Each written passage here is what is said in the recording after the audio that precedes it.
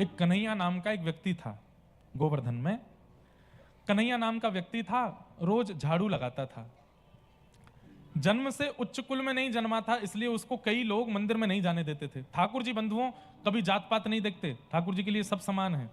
पर हम लोगों ने ही ये सारे विभाजन कर दिए।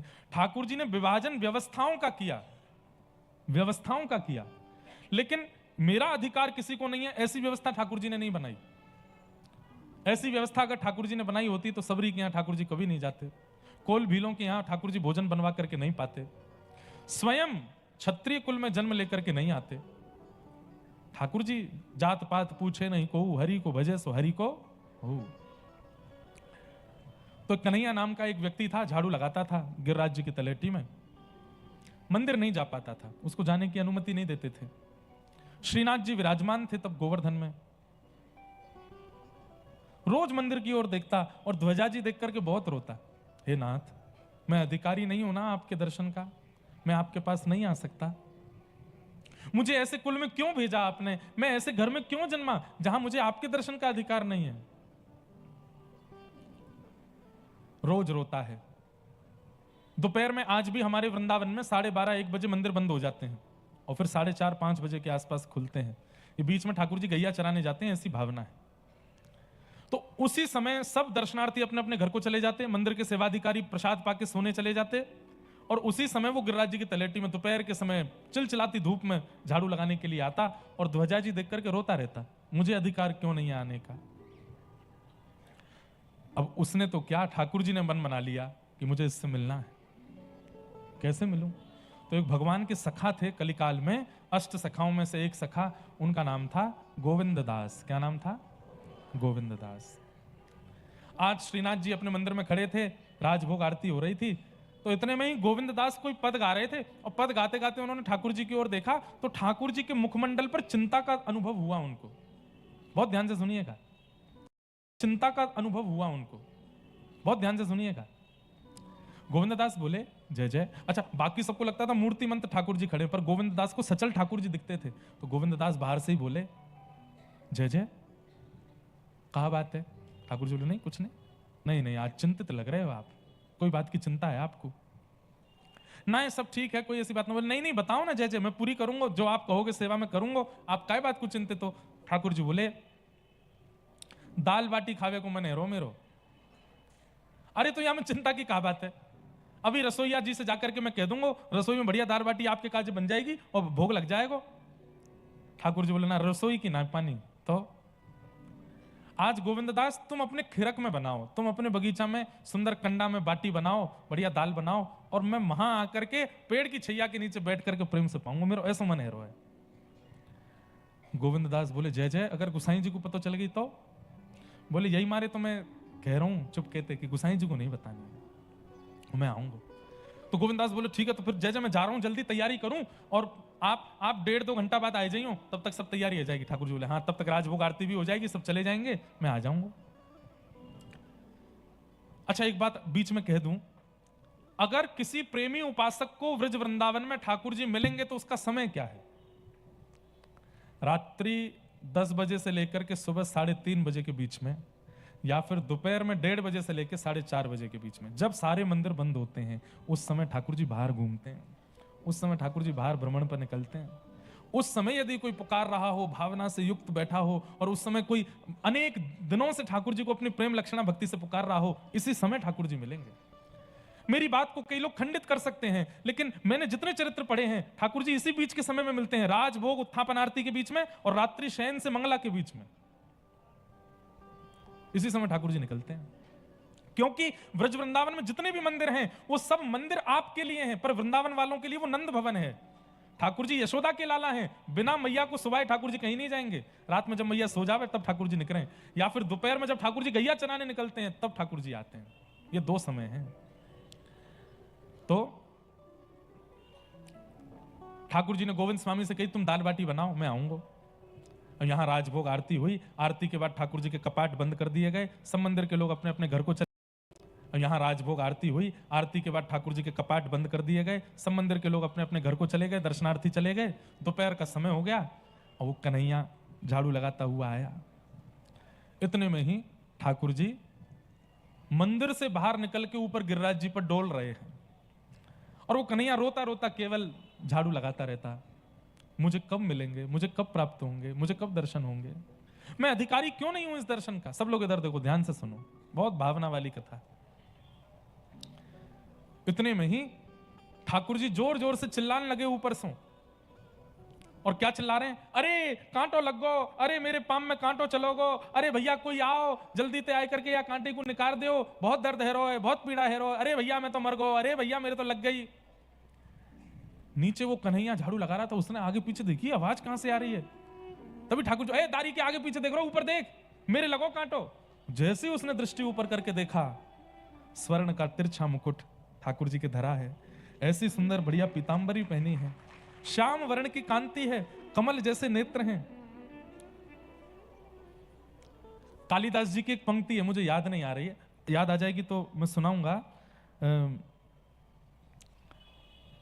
उसका अर्थ मुझे पता है, संस्कृत की एक पंक्ति है, उस पंक्ति का ऐसा अर्थ है, कभी किसी ने कमल से कमल प्रकट होना ये सुना तो बहुत गया पर देखा नहीं गया है।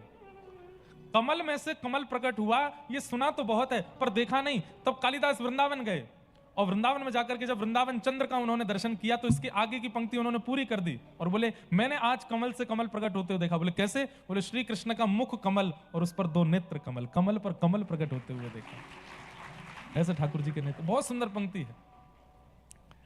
अब तो वो कन्हैया जैसे ही ऊपर देखे, उसके तो शरीर में कंपायमान होने लगा, रास हो रहा, इसको रास कहते हैं, ये रास हो रहा है। उसने प्रयास, उसके तो शरीर में कंपायमान होने लगा, रास हो रहा, इसको रास कहते हैं, ये रास हो रहा है। उसने प्रयास नहीं किया, ठाकुर जी अपने आप दर्शन दे रहे हैं। नीचे से बोलो, तुम कौन हो? बोले परिचय बाद में पूछियो, पहले ऊपर आए कि मेरे कांटो निकार।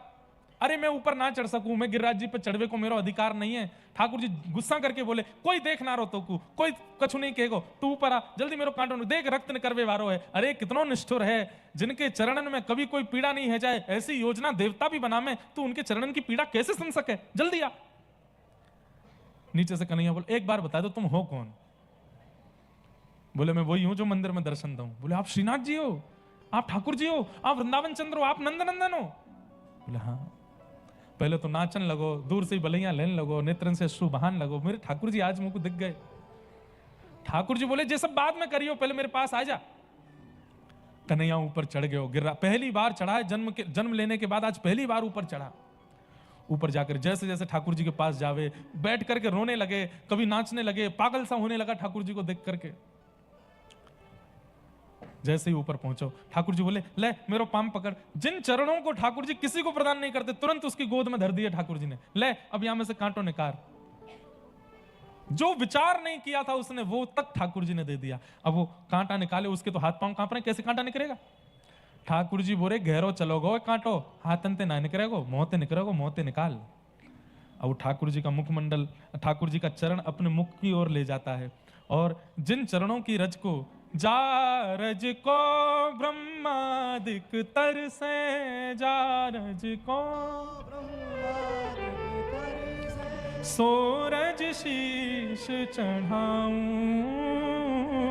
सोरज शीश चढ़ाऊं। ब्रह्मादि देवता भी खड़े रहते हैं, एक कणिका मिल जाए केवल चरणों की, वो नहीं मिल पाती।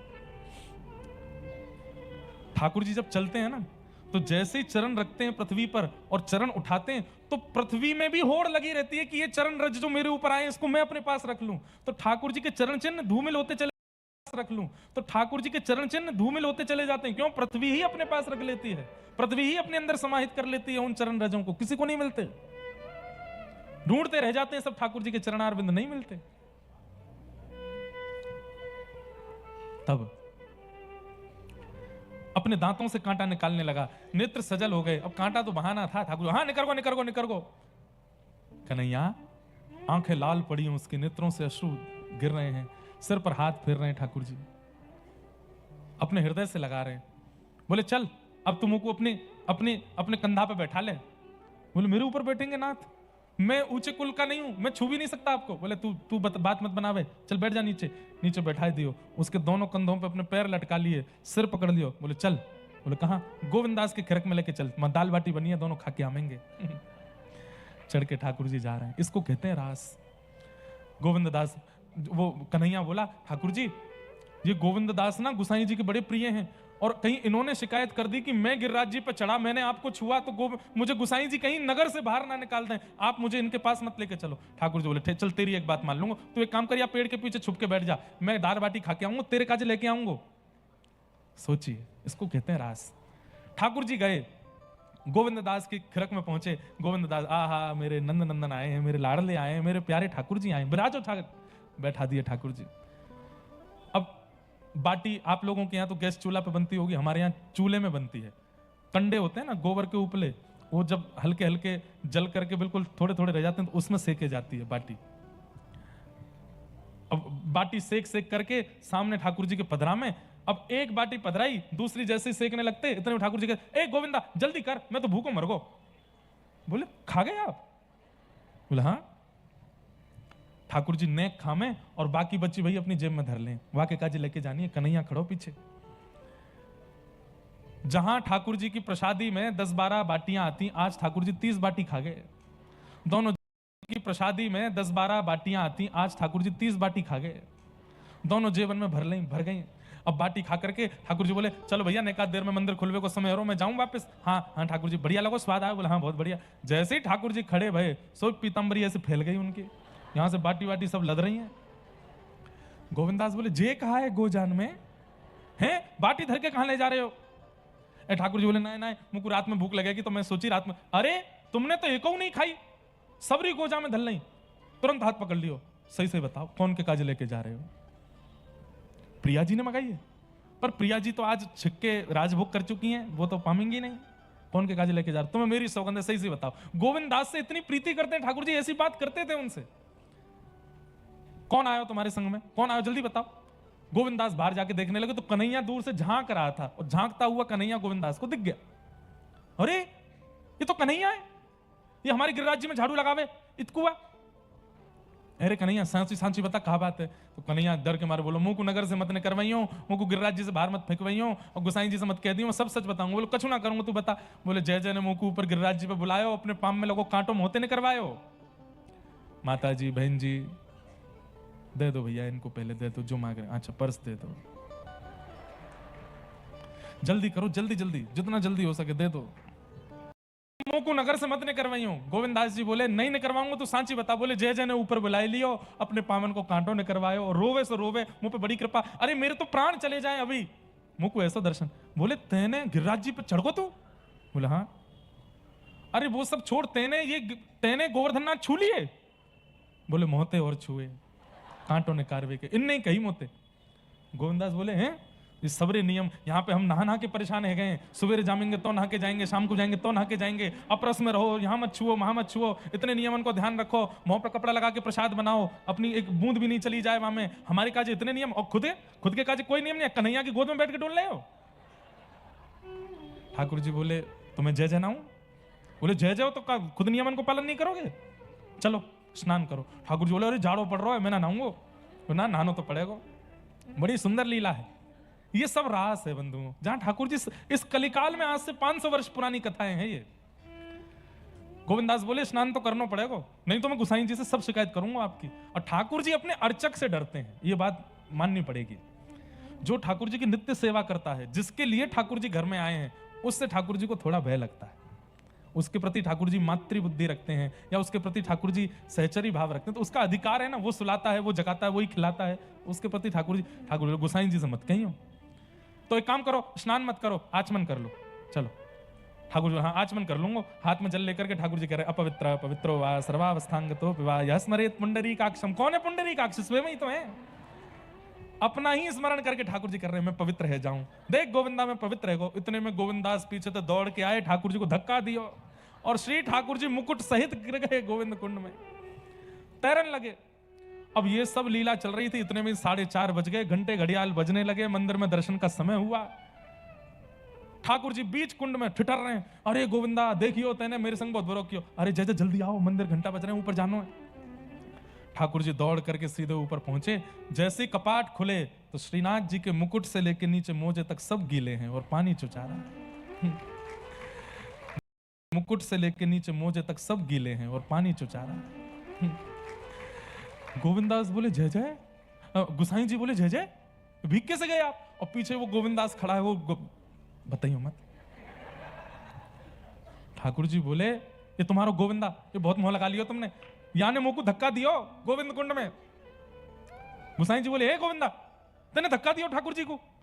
बोले अब इनने इतनी बात बताई दी तो मैं पूरी बता दूं क्यों दियो धक्का, ये कैसे कैसे काम करें तुम्हारो नंद जी को लाला। कन्हैया ना है हमारे गिरिराज जी को झाड़ू लगावे का है, बाकू ऊपर बुलाए के वाके कंधा पे बैठ के डोले आज पूरे गिरिराज जी में, या हमारे मैंने इनते कही स्नान कर लो। गुसाई जी के जय जय आपने कन्हैया कंधा पे चढ़ गए, मुंह को तो बहुत बेचारों कभी मेरे दर्शन नहीं कर पाए, बाकू दर्शन देवे गए मैं। लेकिन ये सब लीला सुनकर के गुसाई जी के नेत्र सजल हो गए। ठाकुर जी को हृदय से लगा लिया, आप कितने प्रेमी हैं, कितने रसिक हैं, कैसी लीला, आप त्रिभुवन नायक हैं, आप परमात्मा हैं, आप योगेश्वर हैं, ये ब्रजवासियों के साथ इन भक्तों के साथ ये लीला क्यों करते हैं? ठाकुर जी बोले मुझे रास बहुत प्रिय है, ये मेरे पास आवे वो रस है, पर वह रस को आस्वादन कर करके वह रस को भंडार मेरे चित्त में इतना है जाए कि वो भंडार मैं रास के रूप में प्रवाहित कर दूं, ये लीला करके, ये सुख दे करके। तो बंधुओं ये रास है। रास के अनुभव के लिए पहले रस बहुत देना पड़ेगा, इतनी सेवा करनी पड़ेगी, इतना सुख देना पड़ेगा। ठाकुर जी इतने मतलब ठाकुर जी मजबूरी में आ जाएं कि मुझको कलकत्ता जाना ही पड़ेगा, या के घर पहुंचना ही पड़ेगा, संदेश खाना ही पड़ेगा। ये है